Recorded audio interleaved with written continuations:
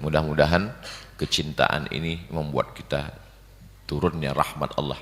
La yudkhilal jannata ahadakum amaluhu. Kamu masuk surga bukan karena amalmu.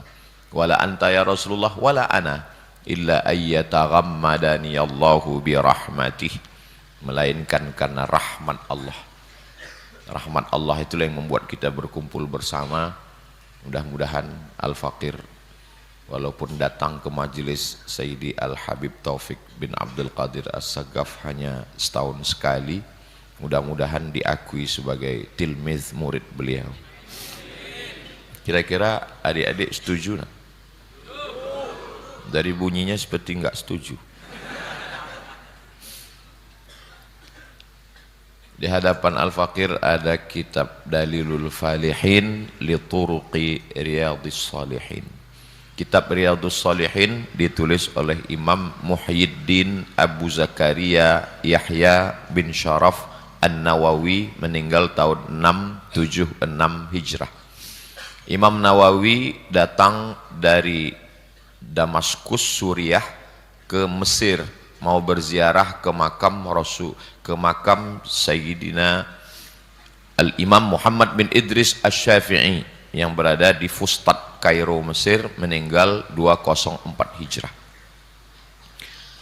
Belum sampai ke makam Imam Syafi'i, baru melihat kubahnya, dia berhenti dan kembali.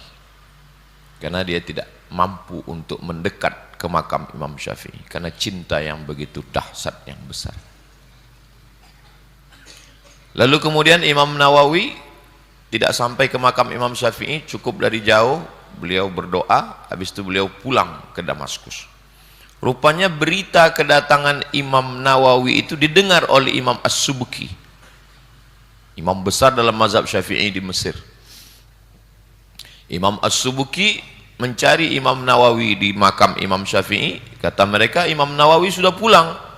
Lalu Imam As-Subki datang ke Damaskus, sampai di Damaskus di Darul Hadis Al-Ashrafiyah, tempat beliau mengajar hadis.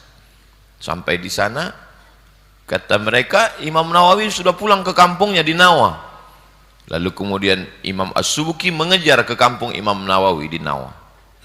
Sampai di Nawa, rupanya Imam Nawawi sudah meninggal dunia. Jadi sebelum meninggal, seperti Sayyidina Maulana Muhammad SAW, sebelum meninggal beliau berziarah dulu ke Baqi, maka itu juga yang dilakukan oleh Sayyidina Imam Nawawi. Beliau datang ke makam Imam Syafi'i.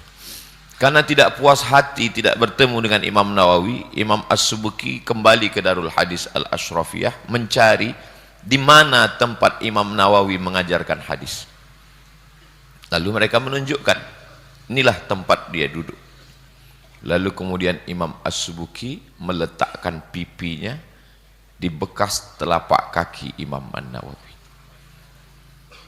Karena setelah orangnya tidak ada, bekas telapak kakinya pun dapat mengobati kerinduan.